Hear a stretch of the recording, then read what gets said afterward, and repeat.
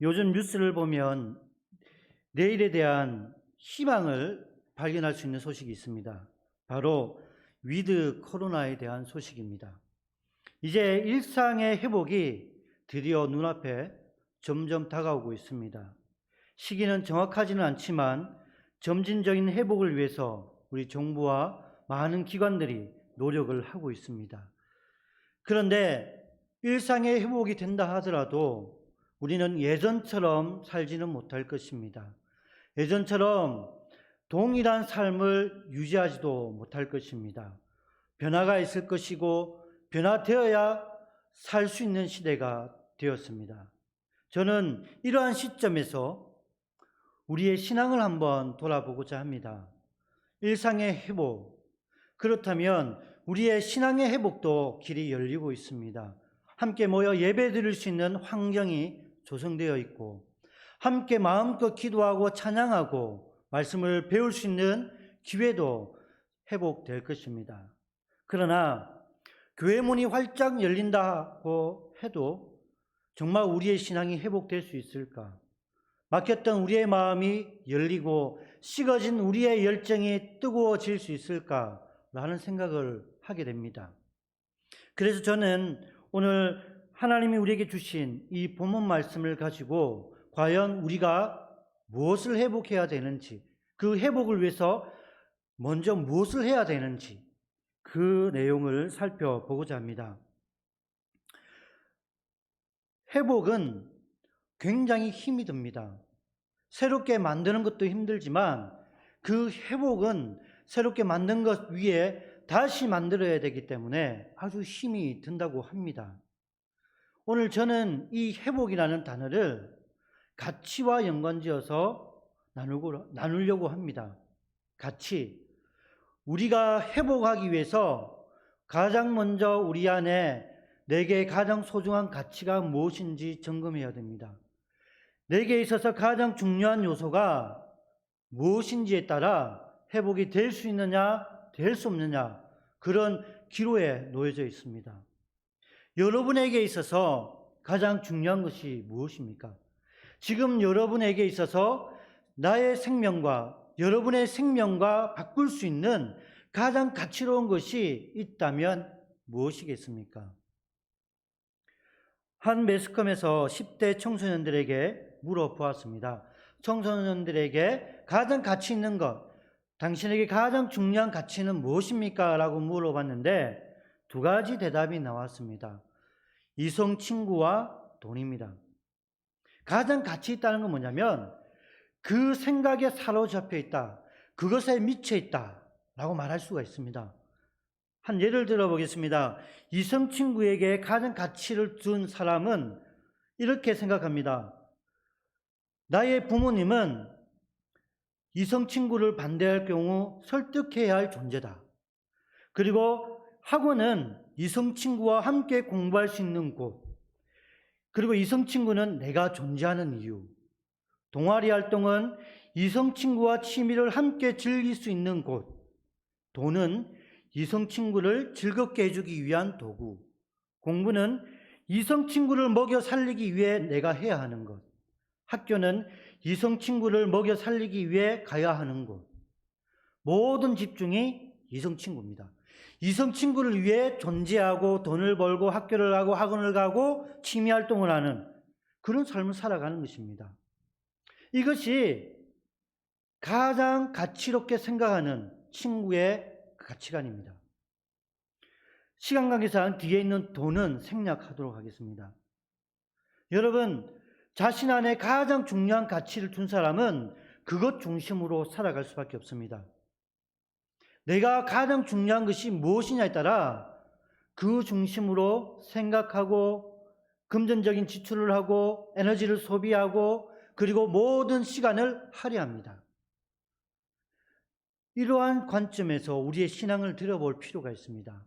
과연 나의 신앙에 있어서, 나의 생활에 있어서 하나님의 말씀, 예배, 성경 공부, 기도, 말씀, 이것을 얼마나 가치롭게 생각하느냐, 그 비율에 따라, 그 가치관에 따라 우리의 신앙이 어떻게 회복되는지 달라질 수 있다는 것입니다.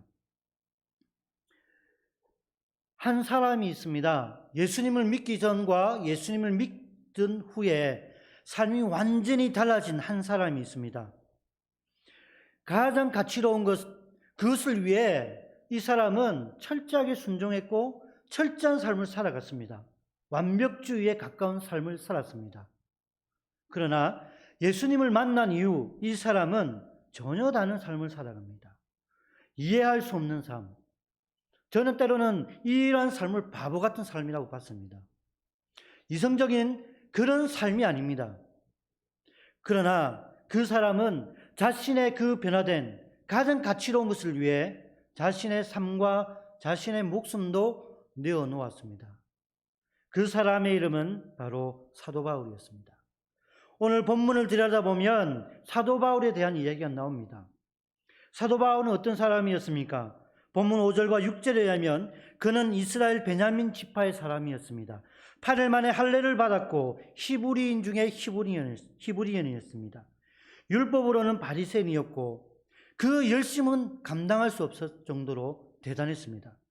교회를 박해했고 많은 사람들을 예수님을 믿지 못하도록 만들었던 사람이었습니다. 그러나 그는 율법으로는 흠이 없는 사람이었습니다. 그는 유대인 중에 유대인이었고 유대인으로 살았으면 아마 아주 훌륭한 업적, 아주 훌륭한 인물이 되었을 것입니다. 부끄러울 것이 없는 사람, 유대인의 입장과 유대인의 율법에 의하면 부끄러울 것이 없는 아주 훌륭한 인물이었습니다. 똑똑하고 로마 시민권자였고 열심히 있었던 그 한 사람, 그 한 사람이 다메섹으로 가는 그 도상에서 우리 주님을 만나게 됩니다. 그리고 그는 완전히 달라진 인생을 살아갑니다. 그가 가지고 있었던 생각, 그가 가지고 있었던 모든 것들을 다 내려놓습니다. 자신의 목숨처럼 여겼던 그 신념마저도 내려놓습니다. 그의 고백에 의하면 그가 가치롭게 생각했던 그것들을 배설물로 여긴다 했고 하나님의 복음 앞에 해로 여긴다라고 말합니다. 본문 7절을 보니까 무엇이든지 내게 유익하던 것을 내가 그리스도를 위하여 다 해로 여길 뿐더러 8절에서는 내가 그를 위하여 모든 것을 잃어버리고 배설물로 여김은 이라고 말합니다. 자신이 가지고 있었던 최고의 명예, 최고의 가치, 이것들을 하루아침에 배설물로 여깁니다. 이걸 자신을 해롭게 하는 존재로 만들어버립니다. 여러분, 오랫동안 한 가지를 위해 살았던 한 사람이 한순간 모든 것을 내려놓는 것은 기적 중에 기적입니다. 아주 힘든 일입니다. 그러나 그는 그 모든 것들을 내려놓는다 했습니다. 왜냐?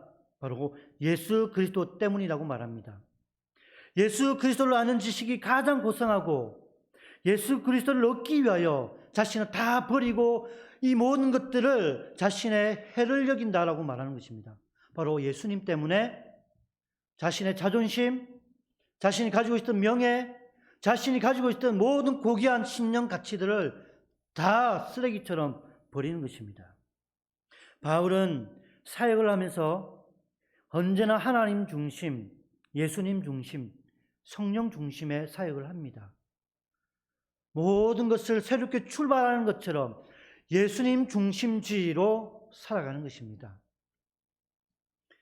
로마서 16장 17절 말씀을 보면 그는 죄의 종이었던 자신을 구원해 주시고 이방인의 사도로 불러주신 것에 대해서 언제나 감사하다고 말합니다.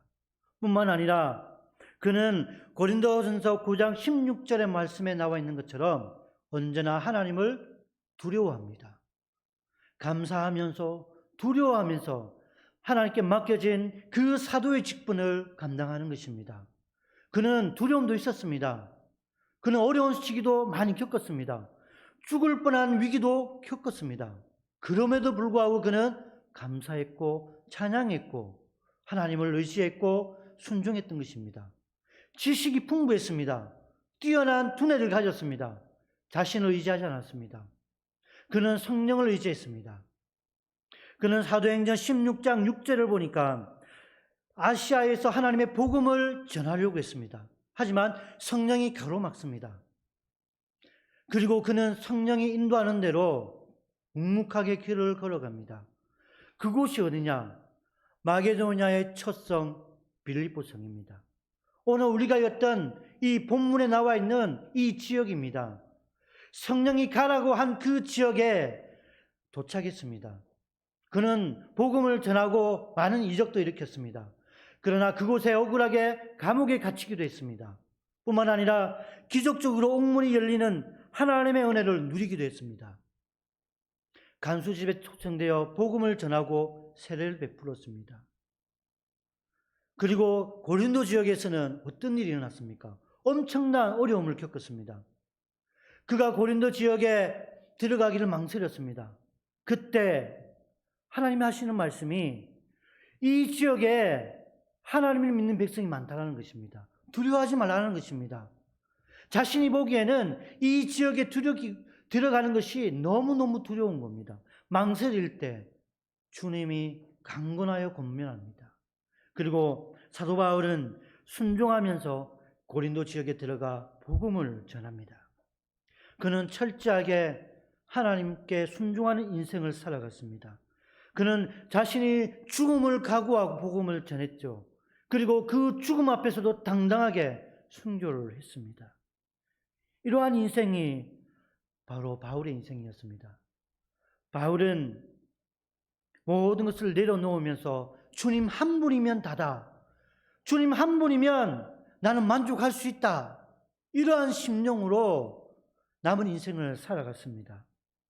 자신의 생명조차도 예수님께 두고 예수님을 위해 죽는 것이 가장 고귀하고 아름다운 것이라고 말했습니다. 사도행전 20장 24절을 보니 내가 달려갈 길과 주 예수께 받은 사명 곧 하나님의 은혜의 복음을 증언하는 일을 마치려 하면은 나의 생명조차 조금도 귀한 것으로 여기지 아니하노라. 이것이 바울의 고백이었습니다. 하나님은 이러한 바울을 사용하셨습니다. 예수님과 원수된 이 바울을 하나님의 은혜로 예수님을 믿게 하고 이방인의 사도로 불러주셨고 그리고 그 한 사람 한 사람을 통하여 하나님의 복음, 하나님의 나라가 확장케 했던 것입니다. 말로만 주님, 주님 이렇게 고백한 것이 아니라 그는 삶으로 하나님을 찬양했고 삶으로 하나님께 예배를 드렸던 인물이었습니다.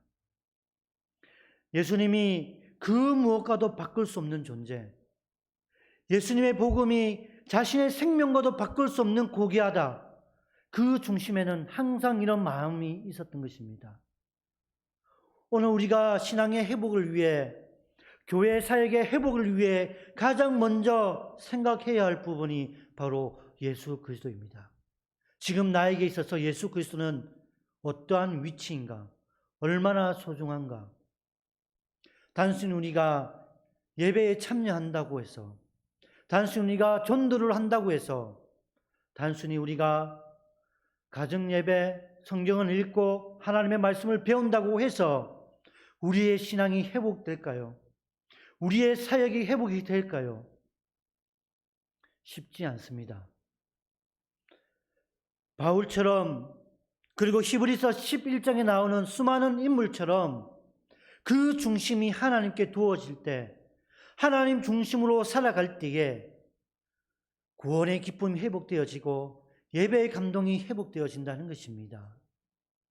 여러분, 하나님은 우리에게 죄를 지어도 은혜를 베푸시는 놀라운 은혜의 문을 열어주십니다. 바로 회개입니다. 다윗은 하나님 앞에 죄를 지었던 인물 중에 한 사람이었습니다. 너무너무 큰 죄를 지었습니다. 너무 많은 사람들을 힘들게 했습니다. 마땅히 처벌받아야 합니다. 마땅히 심판받아야 할 존재입니다. 그러나 그는 선지자의 말을 듣고 하나님 앞에 가슴을 치며 눈물을 흘리며 회개를 합니다. 회개를 통해 회복의 은혜를 누리게 됩니다.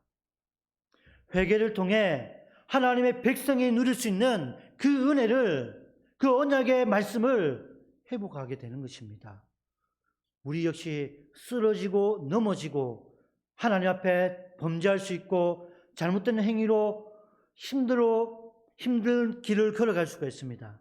하지만 하나님 앞에 나와 진실로 회개하고 하나님의 은혜를 구하고 도움을 구할 때 크신 하나님의 손을 손잡을 수 있고 크신 하나님의 사랑을 경험할 수가 있는 것입니다. 여러분, 종교적인 행위에는 생명이 없습니다. 종교적인 행위를 계속하면 타락할 수밖에 없습니다. 중세의 로마 가톨릭이 그랬습니다. 구약시대에 유대인들이 그러한 삶을 살아갔습니다. 이제 우리가 회복을 눈앞에 두고 있는 이 시점에 예전보다 더 큰 은혜를 사모해야 되고 예전보다 더 많이 하나님을 찾아야 됩니다. 그동안 잊고 있었던 그 그리스도의 십자가의 사랑, 그 복음의 능력, 예수님을 믿지 않은 사람들에게 전하기 전에 먼저 내게 전해야 됩니다. 말씀의 능력을 잃어버렸던 저, 구원의 감격을 잃어버렸던 우리 모두가 다시 한번 십자가 앞에 회복을 꿈꿔야 됩니다. 성장과 부흥을 앞서기 전에 내 심령이 그리스도 앞에 다시 일어날 수 있도록 눈물을 흘리며 가슴을 치며 하나님 앞에 나아가야 합니다. 우리가 매 주일마다 드리는 이 공예배는 우리 일생에 수십 번, 수백 번, 수천 번, 수만 번의 한 번의 예배일 수도 있습니다. 하지만 이 예배는 하나님 앞에 돌이킬 수 없는 가장 중요한 예배입니다. 하나님은 이 예배를 세상 그 어떤 순간보다 가장 중요하게 생각하십니다. 우리는 이 예배를 지겹게 생각할 수도 있고 이 예배를 다음 주에 드리면 되지 않을까라고 생각할 수도 있습니다. 하지만 우리를 구원하신 우리 아버지 하나님은 이 예배를 세상에서 가장 귀한 우리와의 만남을 기대하고 있었습니다. 이러한 심령이 우리 마음 속에 회복이 일어나야 됩니다. 주님이 말씀하시면 내가 하기 싫어도 기꺼이 순종할 수 있는 마음, 내가 아파도 기꺼이 기도할 수 있는 마음, 내가 힘들어도 뛰어갈 수 있는 그 마음이 오늘 우리들의 마음이 되어야 할 것입니다. 예전에 저와 함께 사역했던 선생님이 있었습니다. 이 선생님은 해군의 특수부대 출신입니다. 해군의 아주 힘든 부대입니다. 특전사보다 힘든 부대. 이 선생님과 함께 이야기를 한 적이 있습니다. 처음에 이 선생님을 그래 좋아하진 않습니다. 너무너무 고기를 좋아하고 너무너무 먹는 걸 좋아하기 때문에 제 신방비가 이 선생님한테 다 들어간 겁니다. 그런데 어느 날 제가 이 선생님을 새롭게 본 사건이 있었습니다.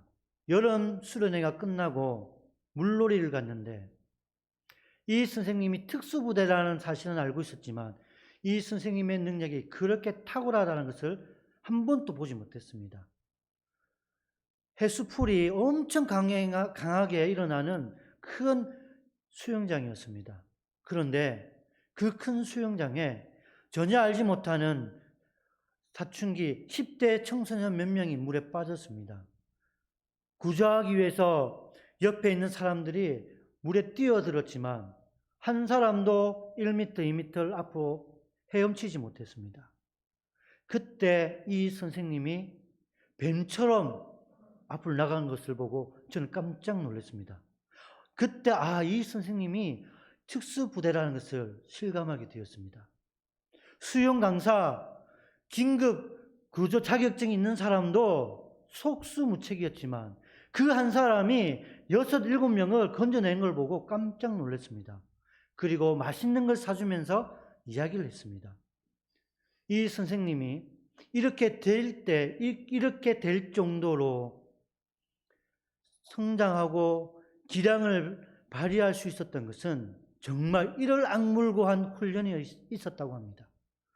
20kg를 몸에 지니고 하루 종일 물속에 들어갔답니다. 20kg를 지고 깊은 물속에서 밥도 먹고 거기서 용변도 보고 거기서 잠도 자고 이런 생활을 하루 종일 해봤답니다. 정말 힘든 훈련이 많이 있었다고 합니다. 20kg를 수영을 한답니다. 정말 포기하고 싶다고 합니다. 많은 사람들이 포기를 했다고 합니다.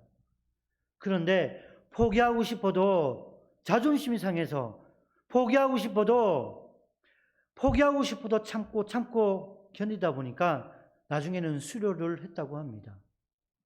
여러분, 그 한 사람이 그 탁월한 기량을 발휘하기 위해서는 엄청난 시간 동안 피와 눈물과 고통이 있었다고 합니다. 우리 역시 그렇습니다. 하나님 앞에서 눈물과 땀과 열정은 절대 우리를 배반하지 않습니다. 시편 126편 말씀에 나와 있는 것처럼 눈물을 흘리고 땀을 흘린 자에게는 기쁨으로 그 단을 가진다 했습니다. 신앙의 원리가 하나님 앞에서 최선을 다하고 눈물을 흘리며 땀을 흘리며 노력할 때 그 결과는 하나님께서 책임져 주신다는 것입니다. 내가 원하는 결실, 내가 원하는 결말을 비록 얻지 못한다 하더라도 그 노력의 대가를 하나님께서는 책임져 주신다는 것입니다. 사랑하는 성도 여러분, 우리 교회가 조금씩 신앙의 회복을 위해서 여러 가지 프로그램들을 성도님들에게 함께 제시를 합니다. 부담스럽습니다. 가정예배, 성경통독, 새벽기도, 특별히 다니엘 기도회. 어떤 분이 그런 말을 합니다. 21일 동안 어떻게 저걸 할까? 여러분, 포기하고 싶어도 참고 하면 21일이 언젠가는 지나갈 겁니다. 힘듭니다. 어렵습니다. 제가 아는 어떤 분은 21일 이 기도를 통해 엄청 힘든 시간을 보냈다고 합니다. 그런데 그 힘든 시간만큼 하나님께서 은혜를 베풀어 주신다고 했습니다. 여러분, 사모하고 기대하고 하나님 앞에 나아가는 자는 반드시 그 단을 가지고 돌아오게 될 것입니다. 힘들고 어려운 이런 시간들을 통해 우리의 회복이 일어납니다. 힘들지만 사모하는 마음으로 짧은 시간이지만 집중하고 구원의 기쁨과 하나님의 은혜를 생각하면서 매 순간 하나님 앞에 나아가야 됩니다. 그래야 할 때 우리의 신앙이 점진적으로 회복이 될 것입니다. 우리는 반드시 변화되어야 됩니다. 코로나 이후의 삶은 이전의 삶과는 전혀 다른 삶이 되어야 됩니다. 변화되기에 앞서 우리는 회복이 일어나야 되고 그 회복의 중심에는 삼위 하나님이 임재해야 됩니다. 우리 스스로는 우리의 문제도 해결할 수 없습니다. 우리의 문제를 해결하실 분도 하나님이시고 우리를 일으키실 분도 하나님이시고 우리를 회복시켜 주실 분도 하나님이십니다. 그 하나님 앞에 나아갑시다. 육신이 피곤하다 하더라도 옆에 있는 지체를 깨우고 옆에 있는 지체와 격려하면서 권면하면서 다 같이 노력하고 기도하며 함께 하나님의 은혜를 누리기를 간절히 소원합니다. 말씀을 정리하겠습니다. 100년 전에 우리의 신앙의 선배들은 예배에 목숨을 걸었습니다. 예배 드린다는 이유로 교회가 폐쇄가 되었고 예배 드린다는 이유로 감옥에 갇히고 고문을 받았습니다. 수많은 선배들이 순교를 당했습니다. 수많은 선배들이 고통 가운데 예배를 드렸습니다. 그 예배를 통해 한국교회가 부흥이 일어났습니다. 한국교회가 놀라운 일들을 해나갔습니다. 우리 가운데에 이러한 예배가 회복되어지고 그 예수님 때문에 공부하고 예수님 때문에 취업을 하고 예수님 때문에 직장을 가지고 예수님 때문에 살아가는 저와 여러분이 될 때 한국교회가 회복이 일어나고 한국교회에 놀라운 성장이 일어나게 될 것입니다. 우리가 프로그램, 시설, 여러 가지 외적인 조건 중요합니다. 그러나 가장 중요한 것, 우리 교회 안에 예수 그리스도는 얼마나 중요한 가치를 가지고 있는가? 우리의 신앙 안에, 우리의 개인의 신념 안에 예수 그리스도의 십자가는 얼마나 중요한 가치인가? 그것에 따라 부산 북교회의 가치는 달라지게 될 것입니다.